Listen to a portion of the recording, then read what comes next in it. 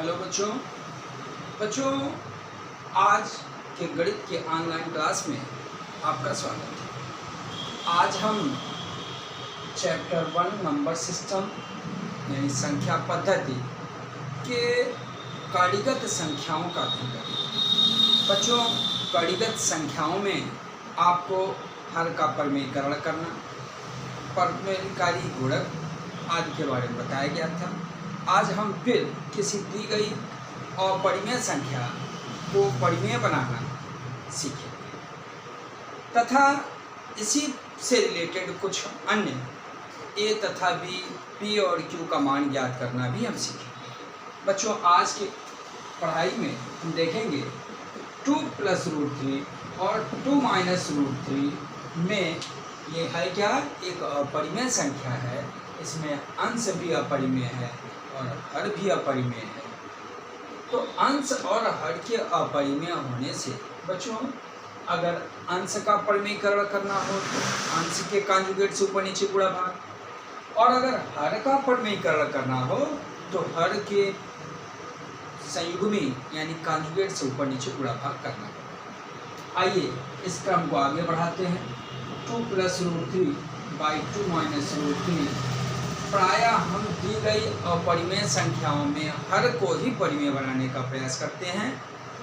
जब कभी कहा जाए कि अंश का परिमेयीकरण करिए तो अंश के कांजुगेट से ऊपर नीचे गुणा करिए, लेकिन अगर कोई संख्या दिया हो और उसका हर अपरिमेय हो तो आप प्रायः हर का ही परिमेयीकरण करके उत्तर सरल रूप में लिखते हैं।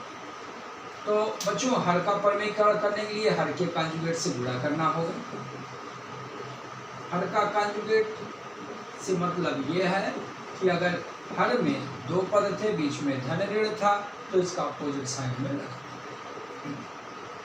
a + b × a + b, a + b के होल स्क्वायर के सूत्र में बैठ गए, और a - b × a + b बच्चों a² - b² के सर्वसमीका में फिट बैठता है, जिसका मान आप जानते हो a - b × a + b = a² - b²।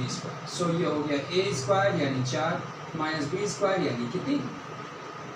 a + b का होल स्क्वायर का सूत्र लगाओगे a² + b² + 2ab 2 × 2 × 3, तो ये आ गया 2 दूनी 4 × 3। 4 से 3 गया बच्चों 1 हो गया, 4 × 3 = 7 + 4 √ 3 हो गया, और किसी संख्या में 1 से भाग देते हैं तो उत्तर क्या आता है, तो वही संख्या प्राप्त होती है। इस प्रकार हम लोगों ने देखा कि इसे दी गई संख्या के हर का परिमेयीकरण करने पर इसका हर बच्चों 1 हो गया। 1 क्या था, परिमेय है, अर्थात इसका परिमेयीकरण, हर का परिमेयीकरण। ठीक है। इसी प्रकार बच्चों हम कुछ और प्रश्नों पर चर्चा करेंगे। कुछ और प्रश्न से अभिप्राय ये था कि आपकी परीक्षाओं के दृष्टिगत बहुत सारे प्रश्न, जैसे 2 + √3 / 2 -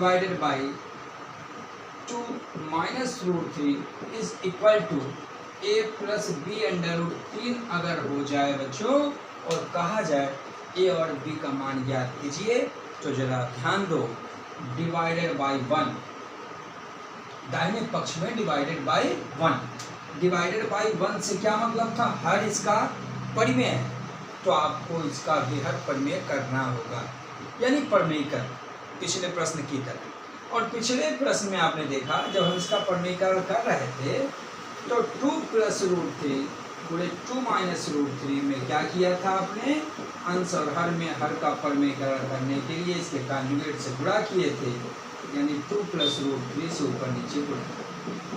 ये हो गया a + b√3। फिर चूंकि अभी आपने देखा था a + b का होल स्क्वायर था, ये a² - b² था, ये हो गया 4 - 3, और ये हो गया a² + b² + 2ab। 4 से 3 गया बच्चों, आप जानते हो, ये हो गया 1, ये हो गया था 7 + 4 √ 3, और ये हो गया था a + b√3। ये दोनों संख्याएं एक दूसरे के बराबर, इसमें भी कड़ी में 3 है, इसमें भी √3, इसमें भी 2 पद है, इसमें भी 2 पद है। तो ऐसे में जो √3 का गुणांक है यहाँ √3 के गुणांक के बराबर होगा, शेष बचा हुआ पद a के बराबर होगा। यानी अगर हम दोनों पक्षों की तुलना कर दे बच्चों तो a का मान 7 और b का मान 4। इस तरह बहुत सारे प्रश्नों का अभ्यास आपको करना है। कुछ प्रश्नों को आपने देखा था पिछले वीडियो में कि परमीकरण करते वक्त हमें 3 पद मिले थे, यानी 3 संख्याएं ऐसी थी जिनके बीच में धन या ऋण चिन्ह का प्रयोग था। ऐसे में जब हम परमीकरण कर रहे थे तो 2 बार आपको कॉन्जुगेट से गुणा करना था, ठीक है। ऐसे प्रश्नों पर बच्चों अभ्यास करते रहें। जिस प्रश्न में भी आपको कोई दिक्कत आए आप व्हाट्सएप के द्वारा मैसेज करिएगा, आपको उन प्रश्नों का सलूशन उपलब्ध करा दिया जाएगा। Thank you.